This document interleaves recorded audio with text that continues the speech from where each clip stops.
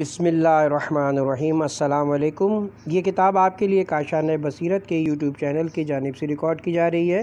کتاب کا نام ہے مجالس المومنین۔ اب ہم کتاب کا پارٹ نمبر 43 پڑھیں گے۔ مجلس پنجم در ذکر اکابر علماء شیعہ کا بقیہ حصہ۔ محمد بن احمد بن داؤد بن علی بن حسن قمی۔ شیخ نجاشی لکھتے ہیں محمد بن احمد قم کے گروہ امامیہ کے شیخ عالم و فقیہ تھے۔ بعض فضلاء نے ان کے متعلق یہاں تک کہا ہے کہ ان سے بڑا فقیہ اور حافظ الحدیث شخص اس سے پہلے چشم فلک نے نہیں دیکھا تھا۔ زندگی کے آخری ایام میں انہوں نے بغداد میں رہائش اختیار کر لی تھی اور وہاں ہی درس حدیث کا حلقہ قائم کر لیا تھا۔ کئی کتابوں کے مصنف تھے جن کی تفصیل کتاب نجاشی میں مذکور ہے۔ محمد بن احمد بن جنید ابو علی الکاتب الاسقانی۔ کتاب نجاشی اور فہرست شیخ توسی میں مذکور ہے۔ محمد بن احمد اسقافی ہمارے بزرگ اصحاب میں شمار کیے جاتے ہیں۔ وہ ثقہ اور جلیل القدر تھے اور اس کے ساتھ بہت اچھے مصنف تھے، لیکن وہ قیاس کے قائل تھے اور انہوں نے اپنی زیادہ تر کتابوں میں قیاس کا دفاع کیا اور اپنے مسائل کی اس پر بنیاد بھی رکھی۔ اسی لیے ان کی کتابیں مقبولیت عامہ کی سند سے محروم رہیں اور گردش زمانہ کے تحت متروک کو مفقود ہو گئیں۔ بیان کیا جاتا ہے کہ ان کے پاس حضرت صاحب امر علیہ السلام کا کچھ مال اور شمشیر تھی اور انہوں نے دونوں چیزوں کی وصیت اپنی کنیز کو کی، لیکن مذکورہ کنیز وصیت سے عہدہ برا نہ ہو سکی اور یوں وہ مال اور شمشیر دونوں چیزیں ضائع ہو گئیں۔ ابن جنید کی تصنیفات کی تفصیل فہرست توسی اور رجال نجاشی میں مذکور ہے۔ اسقافی موضوع الدولہ بن بویہ کے ہم اثر تھے اور انہوں نے موضوع الدولہ کے سوالات کے جواب میں ایک کتاب تالیف کی تھی۔ محمد بن احمد بن عبداللہ بن قضایہ بن صفوان بن مہران الجمال الاسدی۔ شیخ نجاشی رقم طراز ہے۔ محمد بن احمد مذہب شیعہ کے ثقہ و فقیہ و فاضل تھے۔ والی موصل جو کہ آل حمدون سے تعلق رکھتا تھا وہ ان کا عقیدت مند تھا اور اس عقیدت مندی کی بنیاد یہ تھی۔ محمد بن احمد کا دربار میں قاضی موصل سے مسئلہ امامت پر مناظرہ ہوا۔ قاضی موصل جب دلائل نہ دے سکا تو وہ مقابرہ پر اتر آیا۔ جب محمد بن احمد نے محسوس کیا کہ قاضی کسی طرح سے بھی حق تسلیم کرنے پر راضی نہیں تو انہوں نے قاضی کو مباہلے کی پیشکش کرتے ہوئے کہا، اہل دربار پر حق و باطل واضح ہونا چاہیے اور تم اس بات پر مقابرے پر اتر آئے ہو، لہٰذا آؤ اب ہم دونوں مباہلہ کریں تاکہ اہل دربار کے ساتھ باقی تمام لوگوں کو خدائی فیصلے کا پتہ چل جائے۔ قاضی نے مباہلے کی دعوت منظور کر لی، چنانچہ دونوں نے دربار میں ہی مباہلہ کیا اور محمد بن احمد نے قاضی کے ہاتھ کو اپنے ہاتھ میں لے کر دعا کی، خدایا ہم میں سے جو بھی جھوٹا ہو تو اس پر اپنا جلد عذاب نازل فرما۔ پھر طے یہ پایا کہ دونوں فریق صبح و شام دربار میں روزانہ حاضری دیں گے۔ دونوں افراد اپنے گھروں کو چلے گئے۔ دوسرے دن صبح کے وقت دونوں فریق دربار میں آئے، لیکن شام کے وقت صرف محمد بن احمد دربار میں آئے، قاضی موصل نہ آئے، اور دوسرے دن بھی ایسا ہی ہوا۔ بادشاہ نے اپنے کچھ ملازمین کو قاضی کی خیریت معلوم کرنے کے لیے اس کے گھر روانہ کیا تو معلوم ہوا کہ مباہلے کے دوسرے دن سے ہی انہیں شدید بخار نے اپنی لپیٹ میں لے لیا ہے اور انہوں نے مباہلے کے وقت اپنا جو ہاتھ محمد بن احمد کے ہاتھ میں دیا تھا تو وہ سیاہ ہو کر کوئلے کی طرح بن چکا ہے، اور تیسرے دن قاضی مذکور کی موت کا اعلان ہوا۔ چنانچہ اس آسمانی نشانی کی وجہ سے والی موصل کی نظر میں محمد بن احمد کی قدر و قیمت مزید بڑھ گئی اور تمام افراد شیعہ ان کا دلی احترام کرنے لگے۔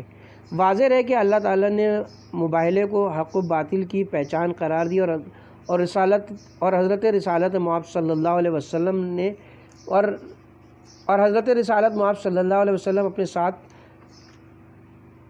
جماعت صادقین کو لے کر نصارہ نجران کے ساتھ مباہلے کے لیے تشریف لے گئے تھے، اور عیسائی پادریوں نے بڑی عقل مندی کا ثبوت دیتے ہوئے اپنی شکست تسلیم کر لی اور جزیہ دینا قبول کر لیا تھا، مگر حضرت کے ساتھ مباہلہ نہیں کیا تھا۔ ائمہ ہدیٰ علیہم السلام نے بھی اپنے شیعوں کو حق و باطل کے فیصلے کے لیے مباہلہ کرنے کا حکم دیا ہے، جیسا کہ سید مرتضیٰ علم الہدیٰ نے کتاب مشفع کے آخری میں اپنی اسناد سے ابو جعفر محمد بن نعمان سے روایت کی کہ امام جعفر صادق علیہ السلام نے ہمیں فرمایا، ہمارے مخالفین سے مباحثہ کرو اور ان کے سامنے اس ہدایت کو واضح کرو جس پر تم قائم ہو، اور ان کی گمراہی ان کے لیے بیان کرو اور امامت علی کے لیے ان سے مباہلہ کرو۔ ابن عباس کے متعلق منقول ہے، وہ کہا کرتے تھے اللہ کی کتاب میں وضو کے لیے 2 اعضاء کا دھونا فرض ہے اور 2 اعضاء کا مسح فرض ہے، اور اس مسئلے پر جو مجھ سے مباہلہ کرے تو میں اس سے مباہلہ کرنے کے لیے آمادہ ہوں۔ یحییٰ بن عبداللہ حسنی صاحب دلیم کے متعلق آئندہ اوراق میں بیان کیا جائے گا کہ ہارون رشید کے دربار میں ان کا عبداللہ بن مسیب بن زبیر کے ساتھ مباہلہ ہوا تو عبداللہ اسی دن مر گیا۔ محمد بن احمد مذکور نے بہت سی کتابیں تالیف کی تھیں، جن میں سے کچھ یہ ہیں: نمبر 1 ثواب القرآن، نمبر 2 الرد علی ابن ریاح الماتور، نمبر 3 الرد علی الواقفہ، نمبر 4 الغیبۃ و کشف الحیر۔ محمد بن عمر بن سالم بن برا بن سیرہ بن السیار التمیمی المعروف بالجعلی الحافظ القاضی۔ شیخ نجاشی نے لکھا ہے کہ محمد بن عمر حافظ حدیث اور عالم جلیل تھے۔ انہوں نے بہت سی کتابیں لکھیں، جن میں سے ایک کتاب بڑی اہم کتاب ہے۔ اس کتاب میں انہوں نے محدثین شیعہ کے حوالے، محدثین شیعہ کے احوال اور ان کے طبقات پر بحث کی، اور یہ کتاب کافی ضخیم ہے۔ علاوہ ازیں انہوں نے حضرت علی کی حدیث کے اسناد و طریق پر مکمل کتاب لکھی ہے، جس کا تذکرہ کرتے ہوئے آپ نے فرمایا بنی امی نے مجھ سے یہ عہد کیا تھا کہ مومنین کے علاوہ مجھ سے کوئی محبت نہیں کرے گا اور منافق کے علاوہ کوئی مجھ سے بغض نہیں رکھے گا۔ ان کی مزید کتابوں کے نام درج ذیل ہیں: ذکر مواقع النبی الامیر المومنین، موالی اشراف الطبقات، روایت بنی ہاشم و ملاحم، من روئے حدیث غدیر، اخبار بغداد و طبقات محدثی بغداد، مسند عمر بن علی بن ابی طالب، اخبار علی ابن الحسین علیہ السلام، وکلا ناحیہ مقدسہ حضرت مہدویہ علیہ السلام، والتحیہ عثمان بن سعید العمروی الاسدی۔ کتاب خلاصۃ الاقوال میں مرقوم ہے۔ عثمان بن سعید کی کنیت ابو عمرو اور اس کا لقب سمان اور زیارت ہے، اور اس کا لقب سمان اور زیات ہے، اور لفظ عمروی کو عین کی زبر سے پڑھا جاتا ہے۔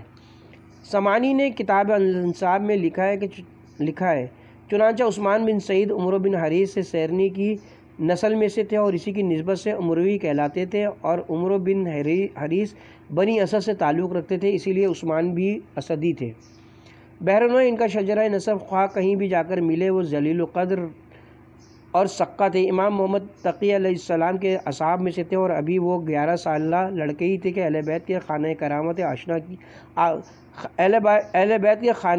کرامت آشیانہ کی خدمت پر معمور ہوئے اور خدا نے انہیں طویل زندگی عطا کی۔ امام علی نقی علیہ السلام کے بھی مقرب اور معتمد تھے۔ بعد ازاں امام حسن عسکری علیہ السلام کے مخلصین میں سے تھے، اور امام صاحب الزمان نے بھی ان پر نگاہ شفقت ڈالی اور اپنے 4 نائبین میں سے انہیں ہی اپنا پہلا نائب مقرر فرمایا، اور اس کے ساتھ ہی سفارش فرمائی کہ تمہاری وفات کے بعد تمہارا بیٹا ابو جعفر محمد ہمارا نائب ہوگا۔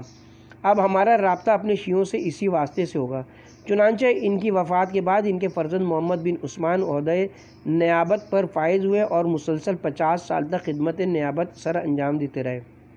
اس پورے عرصے میں جس شیعہ نے امام زمانہ علیہ السلام سے رابطہ کرنا ہوتا تھا تو وہ اپنی درخواست حضرت کے نائب کے سپرد کرتا، اور وہ سرداب غیبت میں رکھتے، اور صبح اٹھ کر جاتے تو اس کا جواب پہلے سے لکھا ہوا موجود ہوتا تھا، اور وہ حضرت کے جواب کو متعلقہ افراد تک پہنچاتے تھے۔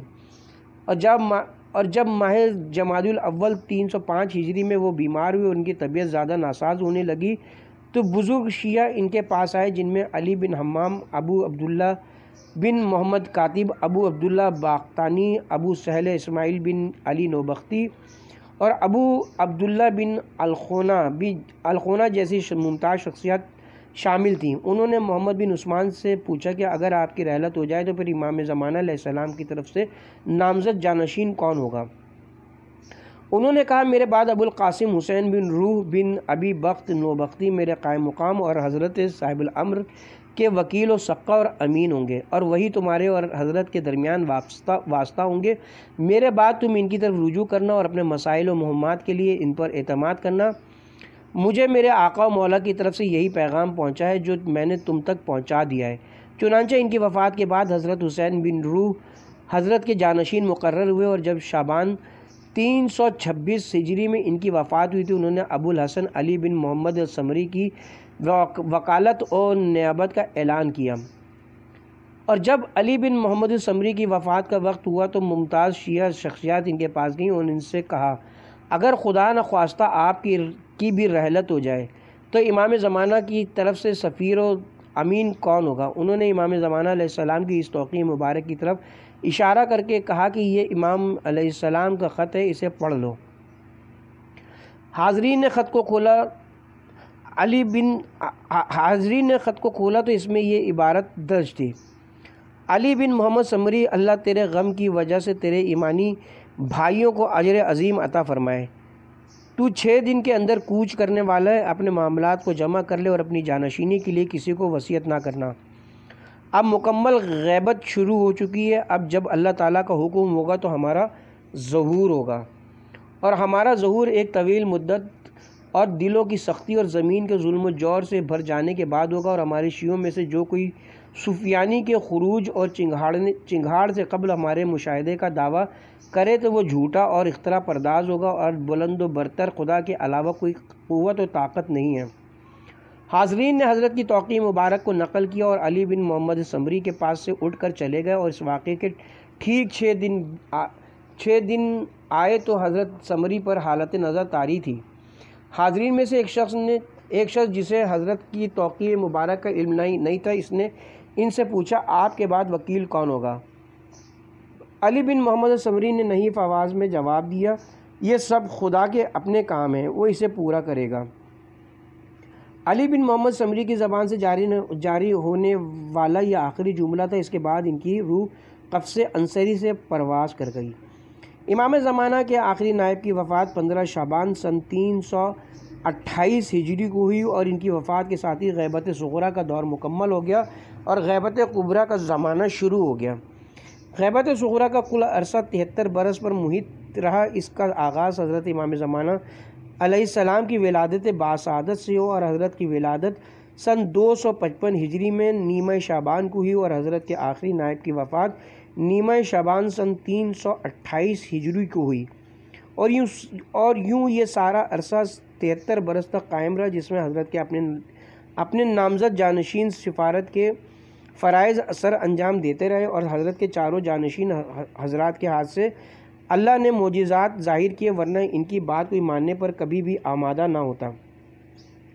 غیبت امام کا مسئلہ یقیناً اہم مسائل میں سے ایک ہے، اسی لیے ہم اس کی تھوڑی سی مزید وضاحت کرنا چاہتے ہیں۔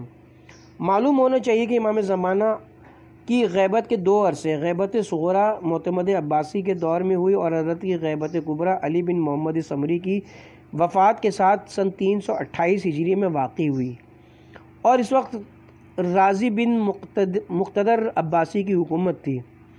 غیبت کے ان 2 عرصوں میں فرق یہ کہ پہلی غیبت کے دوران حضرت کی طرف سے نامزد افراد بطور سفیر رابطے کے فرائض سر انجام دیتے تھے اور مخلوق خدا کے عریضہ جات سلطان کائنات کی خدمت میں پہنچاتے تھے، اور حضرت کے جواب سے سائلین کو باخبر کرتے تھے، جبکہ غیبت کبریٰ کی وجہ سے آمد و رفت اور سوال و جواب کا سلسلہ منقطع ہو گیا ہے۔ اب اہل ایمان کو ظہور امام زمانہ کا انتظار کرنا چاہیے، اور یہ بات بھی ہمیشہ ذہن نشین رکھنی چاہیے کہ فرج کلی مکمل کشائش تو اس وقت حقیقت پذیر ہوگی جب آپ کا ظہور پر نور ہوگا، اور غیبت کبریٰ کی سیاہ رات سفیدی امید میں تبدیل ہوگی۔ اس کے باوجود اہل ایمان کو یہ حکم دیا گیا ہے کہ وہ کشائش و فرج کی دعا مانگتے رہیں۔ اب یہاں ایک اہم سوال پیدا ہوتا ہے کہ کیا ہماری دعاؤں کی وجہ سے غیبت کبریٰ کی شب تار ڈھل جائے گی، یا اللہ اپنے ارادے و پروگرام میں تبدیلی کر دے گا؟ اس سوال کا صحیح جواب یہ کہ ہماری دعائیں اگرچہ فرج کامل کا سبب تو نہیں بن سکتی، لیکن فرج ناقص کا سبب ضرور بن سکتی ہیں، اور یوں ہماری دعائیں بھی رائگاں نہیں ہیں، کیونکہ بعض روایات میں ظہور امام زمانہ سے قبل بھی وعدہ فرج کا تذکرہ کیا گیا ہے تو یقیناً اس سے فرج جزئی مراد ہے، اور حضرت شیخ صدوق رحمۃ اللہ علیہ نے اپنی کتاب اکمال الدین و اتمام النعمہ میں اس امر کی طرف اشارہ کیا، اور کتب اصحاب میں اس مضمون کی بہت سی توقیات موجود ہیں، اور ان میں سے ہر توقی بے شمار فوائد و نعمات کی مظہر ہے۔ امام زمانہ کے حضور ایک عریضہ اور اس کا جواب۔ شیخ محمد یعقوب کلینی نے اسحاق بن یعقوب سے روایت کی، اس نے کہا کہ میں نے محمد بن عثمان بن سعید سے درخواست کی کہ وہ میرے ایک عریضے کو امام علیہ السلام کی خدمت میں پہنچائیں، تو انہوں نے مجھ سے میرا خط امام زمان کے حضور پہنچانے کا وعدہ کیا۔ میں نے اپنے خط میں بہت سے مسائل تحریر کیے جن کا میرے پاس کوئی علم نہ تھا، اور میں نے اپنا خط محمد بن عثمان کے سپرد کر دیا۔ امام علیہ السلام کی طرف سے مجھے میرے خط کا جواب ملا جس میں میرے تمام مسائل کے جواب درج تھے۔ میں نے اپنے مذکورہ خط میں لکھا تھا کہ سبب غیبت کیا ہے، اور غیبت کے زمانے میں لوگ وجود امام سے کس طرح فیض یاب ہوں گے۔ امام علیہ السلام نے اپنے جواب میں میرے ان سوالوں کا یہ جواب تحریر فرمایا۔ سبب غیبت کے متعلق تمہیں قرآن مجید کی یہ آیت مد نظر رکھنی چاہیے، سورہ مائدہ آیت نمبر 101۔ ایمان والو، زیادہ چیزوں کے متعلق سوال نہ کیا کرو، اگر وہ واضح کر دی جائیں تو تمہیں ناگوار گزرے گا۔ میرے آبا میں سے ایک بزرگ نے کسی نہ کسی ظالم سے بامر مجبوری معاہدہ کیا تھا، اور میں جس دور میں ظہور کروں گا میری گردن میں کسی ظالم کا معاہدہ نہ ہوگا، اور تم نے دریافت کیا کہ میری غیبت میں لوگ مجھ سے فائدہ کیسے حاصل کر سکیں گے، تو لوگ میری غیبت میں بھی میرے وجود سے اسی طرح فائدہ حاصل کریں گے جس طرح سورج بادلوں کی اوٹ میں چھپا ہوا تو بھی لوگ سورج کی روشنی سے محروم نہیں ہوتے، اسی طرح میری غیبت کے دور میں بھی لوگ میرے وجود کی پاکیزہ کرنوں سے فائدہ حاصل کرتے رہیں گے، اور میں اہل زمین کے لیے اسی طرح سے باعث امان ہوں جیسا کہ ستارے اہل آسمان کے لیے باعث امان ہیں۔ تم ان چیزوں کے لیے سوال کا دروازہ بند کر دو جو تمہارے لیے کارآمد نہ ہو، اور اس کے لیے خواہ کی زحمت نہ اٹھاؤ۔ تم سے اس کے علم کے متعلق سوال نہ کیا جائے گا، اور تعجیل فرج کے لیے زیادہ سے زیادہ دعا مانگو کیونکہ اس میں تمہاری اپنی کشائش ہے۔ امام زمانہ علیہ السلام کے مکتوب گرامی قدر سے یہ بات مستفاد ہوتی ہے کہ عقل انسانی بڑی محدود ہے اور تمام اسرار الہی کی محتمل نہیں ہے، اسی لیے انسان کو چاہیے کہ وہ ہر بات کی علت دریافت نہ کرتا پھرے، بلکہ اس پر ایمان لائے اور اس کے مطابق عمل کرے۔ اس کی مثال یوں سمجھے کہ ماہ رمضان المبارک کا آخری روزہ رکھنا فرض ہے، اور عید کے دن روزہ رکھنا حرام ہے، اور عید کے دوسرے دن روزہ رکھنا مستحب ہے۔ اسی لیے عقل مند انسان کا یہ فرض ہے کہ وہ علت و معلول کی بحث میں پڑھنے سے گریز کرے اور حکم الہی پر عمل کرے۔ ضروری نہیں ہے کہ انسانی عقل ہر چیز کی کمیت و کیفیت کو معلوم کرے۔ اسلام کے معنی فرما برداری ہے، اور مسلم وہی ہے جو فرمان کو سن کر سر تسلیم خم کر لے۔ اہل بیت طاہرین کی روایات سے معلوم ہوتا ہے کہ غیبت کبریٰ کے دور میں بھی ہر انسان زندگی کے کسی نہ کسی موڑ پر امام زمانہ علیہ السلام کو ضرور دیکھتا ہے، لیکن حکمت الہی کی وجہ سے ان کی پہچان سے قاصر رہتا ہے، کیونکہ یہ معصوم کا خاصہ ہے کہ جب تک وہ خود نہ چاہے اسے کوئی نہیں پہچان سکتا، اور جب معصوم کا اپنا ارادہ ہو جائے تو لوگ اسے پہچان لیتے ہیں، جیسا کہ حضرت یوسف کے قصے میں اس کی نظیر موجود ہے۔ جب تک یوسف علیہ السلام نے نہیں چاہا تو کسی بھائی نے انہیں نہیں پہچانا تھا، اور جب ان کا ارادہ ہو گیا تو بھائیوں نے انہیں پہچان لیا تھا۔ اسی طرح سے امام زمانہ جب چاہتے ہیں تو کسی نہ کسی مومن کو اپنے دیدار سے مشرف کرا دیتے ہیں، لیکن یہ سب کچھ امام علیہ السلام کی ذاتی ثوابدید پر موقوف ہے۔ بحر عبیز اور جزیرہ خضر کی روایات سے معلوم ہوتا ہے کہ وہ جب بھی چاہیں اور جیسے چاہیں اپنے اسرار کی خبر دے سکتے ہیں۔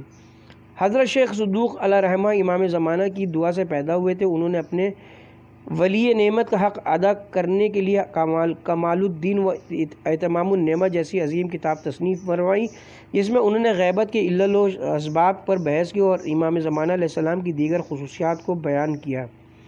شائقین کو مذکورہ کتاب کی طرف رجوع کرنا چاہیے۔ ابو الحسن علی بن اسماعیل بن شعیب بن میثم تمار اسد الکوفی البصری، آپ اذکیائے روزگار اور اکابر متکلمین میں سے تھے۔ آپ یگانہ دہر اور نابغۂ روزگار تھے۔ کتاب خلاصہ میں مذکور ہے علی بن اسماعیل وہ پہلے فرد ہیں جنہوں نے علماء کلام کے قانون کے تحت مذہب اہل بیت کا دفاع کیا اور انہوں نے اس علم میں کتابیں تالیف فرمائیں۔ آپ کے خاندان کے بزرگ کوفہ میں رہائش پذیر تھے اور آپ نے بصرہ میں رہائش اختیار کی اور ہمارے متکلمین کے سردار اور ان کے پیشوا تھے۔ انہوں نے ابو حزیل الاف اور نظام سے یادگار مناظرے کیے۔ آپ کے جد اعلیٰ حضرت میثم تمار تھے جن کا تذکرہ آپ مجلس تابعین میں پڑھ چکے ہیں۔ بہرنو علی بن اسماعیل اسی جلیل خاندان کے چشم و چراغ تھے اور اسی پاکیزہ درخت کی ٹہنی تھے۔ سمانی نے کتاب الانساب میں تحریر کیا۔ بنی میثم شیوخ شیعہ کی ایک جماعت ہے۔ شیخ نجاشی نے کتاب رجال میں لکھا علی بن اسماعیل کی تصنیفات میں سے ایک کتاب امامت ہے اور ایک مجلس حشام بن حکم، اور اس کے علاوہ انہوں نے کتاب النکاح، کتاب الطلاق اور کتاب الموتع بھی تحریر فرمائیں۔ علی بن اسماعیل کے چند مباحث۔ ایک مرتبہ علی بن اسماعیل نے ابو الحزیل الاف سے پوچھا، کیا تم جانتے ہو کہ ابلیس ہر نیکی سے منع کرتا ہے اور ہر برائی کی ترغیب دیتا ہے؟ ابو الحزیل نے کہا، جی ہاں، یہ بات بالکل سچ ہے۔ علی بن اسماعیل نے کہا، تو اس کا مقصد یہ ہے کہ ابلیس کو ہر نیکی اور ہر برائی کا پورا علم ہے؟ ابو الحزیل نے کہا، جی ہاں، ایسا ہی ہے۔ علی بن اسماعیل نے کہا، تو کیا تم جس امام کی پیروی کر رہے ہو اسے بھی ہر نیکی اور ہر برائی کا پورا علم ہے؟ ابو الحزیل نے کہا، نہیں، ایسا نہیں ہے۔ علی بن اسماعیل نے کہا، تو ثابت ہوا کہ ابلیس تیرے امام سے بڑا عالم ہے۔ یہ سن کر ابو الحزیل سخت شرمندہ ہوا اور اس سے کوئی جواب نہ بن پڑا۔ اسی طرح کی ایک اور خوبصورت بحث کو غور سے پڑھیں، اور یہ مباحثہ علی بن اسماعیل اور ابو الحزیل الاف کے درمیان واقع ہوا تھا۔ علی بن اسماعیل، اگر ایک شخص یا ایک جماعت کسی چیز کے حصول کے لیے جھوٹا دعویٰ کرے اور کچھ دیر کے بعد وہ اپنے جھوٹ کو تسلیم بھی کر لے تو کیا وہ فرد یا جماعت اسی جگہ پر کسی دوسرے کے حق میں گواہی دے سکتی ہے؟ اور اگر بالفرض وہ ایسا کریں تو کیا تم ان کی گواہی کو قبول کر لو گے؟ ابو حزیل، نہیں، ایسے فرد یا ایسے گروہ کی شہادت قبول نہیں کی جا سکتی۔ علی بن اسماعیل انصار نے ثقیفہ بن سعدہ میں اپنی خلافت کا دعویٰ کیا تھا اور کچھ دیر بعد انہوں نے مہاجرین کے حق امامت و خلافت کو تسلیم کر لیا، اور یوں انہوں نے اپنے عمل سے اپنے جھوٹے ہونے کی دلیل فراہم کی، اور کچھ وقت گزرنے کے بعد انہوں نے حضرت ابوبکر کی خلافت کی گواہی دی تو کیا ان حالات میں ان کی گواہی قابل قبول ہوگی؟ اور بھلا اپنی تکذیب کرنے والا دوسرے کی تصدیق کیسے کر سکتا ہے؟ ابو حزیل سے اس سوال کا کوئی جواب نہ بن سکا۔ حضرت شیخ مفید رحمۃ اللہ علیہ نے اس اجمال کی تفصیل یوں بیان فرمائی، برادران اہل سنت کے نزدیک حضرت ابوبکر کی خلافت اجماع سے ثابت ہے، اور ان کے بقول اس اجماع میں مہاجر و انصار شریک تھے۔ تو اس کا جواب ابو الحسن علی بن اسماعیل نے یہ دیا کہ انصار نے پہلے تو اپنی خلافت پر اجماع کیا تھا، لیکن بعد میں وہ اس سے دستبردار ہو گئے اور انہوں نے حضرت ابوبکر کی بیعت کر لی۔ اب سوال یہ پیدا ہوتا ہے کہ انصار اپنے پہلے دعوے میں سچے تھے یا جھوٹے تھے، اور ان کا اپنے ہی دعوے سے دستکش ہونا بذات خود اس بات کی دلیل ہے کہ وہ سچے نہ تھے۔ اب جب ایک ہی نشست میں ہم نے ان کے کذاب ہونے کا مشاہدہ کر لیا تو اسی نشست میں چند لمحات کے بعد کی گواہی کو ہم کیسے مان سکتے ہیں؟ اسی لیے چاروں ناچار ہمارے بھائیوں کو ماننا پڑے گا کہ ایسا ناقص اجماع مسئلہ خلافت کے لیے بالکل ناکافی ہے۔ ہمارا تو ویسے ہی روز ازل سے یہ عقیدہ کہ خلافت کے لیے اجماع کی کوئی حیثیت نہیں ہے، کیونکہ معصوم فرشتوں نے اجماع کر کے خلافت آدم پر اعتراض کیا تھا، لیکن اللہ تعالیٰ نے ان کے اجماع کو کوئی اہمیت نہیں دی تھی اور خلافت کا تاج حضرت آدم کے سر پر رکھ دیا۔ تو جب معصوم فرشتوں کا اجماع قابل قبول نہیں تو خطا کار افراد کے اجماع کی کیا حیثیت ہے؟ مؤلف کتاب ھذا کہتا ہے، سرداران اہل سنت کو اس مسئلے پر مزید غور کرنا چاہیے۔ آخر یہ حکومت کیسی تھی کہ جس کے اجماع کو صدیوں بعد بھی تاریخ کے اوراق میں تلاش کیا جا رہا ہے اور ابھی تک اس سلسلے میں کوئی کامیابی نہیں ہوئی۔ ہمیں تعجب ہے کہ ہمارے دوستوں کو ثقیفہ کے چند افراد کا اجماع تو دکھائی دیا، لیکن انہیں مقام غدیر کا اتنا بڑا اجماع دکھائی نہیں دیا، اور ہمیں اپنے دوستوں سے شکوہ ہے کہ اگر دیکھنے پر آ جائیں تو انہیں حضرت سلمان علیہ السلام کے ہاتھوں پر چوٹی نظر آ جاتی اور اگر آنکھیں بند کر لیں تو انہیں اللہ کے گھر میں رسول خدا کے دوش اتھر پر علی نظر نہیں آتے، اور عید کے دن پشت رسول پر حسنین کریمین چڑھے ہوئے دکھائی نہیں دیتے، اور مقام غدیر میں رسول خدا کے ہاتھوں میں علی کا ہاتھ دکھائی نہیں دیتا۔ برادران اہل سنت کا عقیدہ ہے کہ حضرت علی نے ثقیفائی حکومت کی مخالفت کی تھی اور 6 ماہ تک بیعت نہیں کی تھی۔ اب انہیں ٹھنڈے دل سے ذرا سوچنا چاہیے کہ آیا مسئلہ خلافت دین کا حصہ ہے یا نہیں ہے، اور اگر دین کا حصہ ہے، اور سچ بھی یہی ہے کہ خلافت دین کا حصہ ہے، کیونکہ آیات استخلاف کے آخر میں اللہ تعالی نے واضح فرمایا، سورہ نور آیت نمبر 55، جو ایسی خلافت کا منکر ہو جائے تو وہ فاسق بن جائے گا۔ اب ذرا سینے پر ہاتھ رکھ کر ہر تعصب سے بلند و بالا ہو کر غور کریں کہ حضرت علی نے حضرت ابوبکر کی 6 ماہ تک بیعت نہیں کی تھی۔ عمار، مقداد و سلمان، خزیمہ اور سعد بن عبادہ نے بیعت نہیں کی، اور رسول خدا صلی اللہ علیہ وسلم کی پیاری بیٹی خلیفہ پر غضبناک تھیں۔ تو ایسے اجماع کی حقیقت ہی کیا رہ جاتی ہے جس میں ایسی شخصیاتی موجود نہ ہوں۔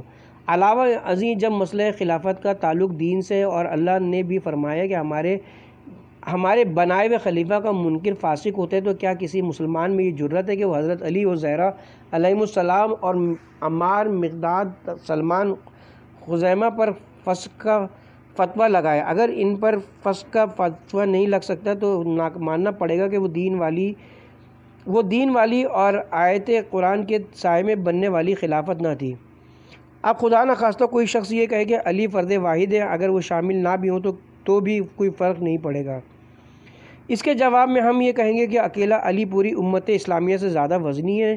بھلا جس کی ایک ضرب جن و انس کی قیامت تک کی بندگی سے بھاری ہو تو وہ خود ضرب لگانے والے کا وزن کتنا ہوگا؟ علی ہرگز اکیلے نہیں ہے۔ رسول خدا صلی اللہ علیہ وسلم نے فرمایا، الحق مع علی و علی مع الحق، حق علی کے ساتھ ہے اور علی ہمیشہ حق کے ساتھ ہے، اور جدھر علی پھر جائے ادھر حق پھر جاتا ہے۔ پیغمبر اکرم صلی اللہ علیہ وسلم نے علی کے دوسرے ساتھی کا اعلان کرتے ہوئے ارشاد فرمایا، قرآن علی کے ساتھ ہے اور علی قرآن کے ساتھ ہے، یہ دونوں ایک دوسرے سے جدا نہ ہوں گے۔ معلوم ہوتا ہے کہ علی اکیلے ہرگز نہیں ہے، حق علی کے ساتھ ہے، قرآن بھی علی کے ساتھ ہے۔ تو جس کا علی مخالف ہو تو اس کا حق اور اس کا قرآن مخالف ہوتا ہے۔ جب برادران اہل سنت کو اجماع کی حیثیت دکھائی جاتی ہے تو وہ پھر اپنے ترکش کا آخری تیر یہ پھینکتے ہیں کہ رسول خدا صلی اللہ علیہ وسلم کی مرض الموت میں حضرت ابوبکر نے خود حضرت کے حکم سے امامت نماز کرائی تھی، اور نماز دین کا حصہ ہے۔ اسی لیے ملا قوشجی نے شرح تجرید میں لکھا، رسول خدا نے جسے مومن کا دین کے لیے رہبر چنا تو وہ ان کی دنیا کا رہبر کیوں نہیں ہو سکتا؟ ہم عرض کریں گے کہ ملا کوشجی نے غلط قیاس سے کام لیا ہے۔ انہوں نے نماز اور ریاست عامہ کو ایک ہی چیز تصور کر لیا ہے۔ پہلی بات تو یہ کہ اہل سنت کی نظر میں امامت نماز کے لیے سرے سے کوئی شرطی موجود نہیں ہے۔ اس سلسلے میں ان کا مشہور فتویٰ ہے، نماز ہر نیک و بد کے پیچھے جائز ہے، اگرچہ وہ گناہ کبیرہ بھی کیوں نہ کرتا ہو۔ امامت نماز کے لیے اہل سنت برادران کی نظر میں نہ تو علم کی ضرورت ہے اور نہ شجاعت کی ضرورت ہے، اور نہ ہی تدبیری معاملات کی ضرورت ہے، جبکہ ریاست عامہ کے لیے ان تمام چیزوں کی اشد ضرورت ہوتی ہے۔ حضرت شمیول اور طالوت کے واقعے میں ہم یہ دیکھتے ہیں کہ جب اللہ تعالیٰ نے طالوت کی حکومت کا اعلان کرایا تو بنی اسرائیل نے یہ کہا تھا کہ وہ ہمارا حاکم کیسے بن سکتا ہے جبکہ اس کے پاس دولت کی فراوانی نہیں ہے۔ اللہ تعالیٰ کے نبی نے فرمایا کہ اس کے لیے دولت ضروری نہیں ہے، اسے اللہ نے تم میں سے چن لیا ہے۔ سورہ بقرہ آیت نمبر 247، اللہ نے اسے علم زیادہ عطا کیا اور اسے جسمانی قوت تم سے زیادہ دی ہے۔ اس آیت سے ثابت ہوتا ہے کہ جب اللہ کسی کا انتخاب کرتا ہے تو اس کے لیے دو چیزوں کو مد نظر رکھتا ہے، اس کے لیے یا تو علم کو یا جسمانی قوت کو دیکھتا ہے۔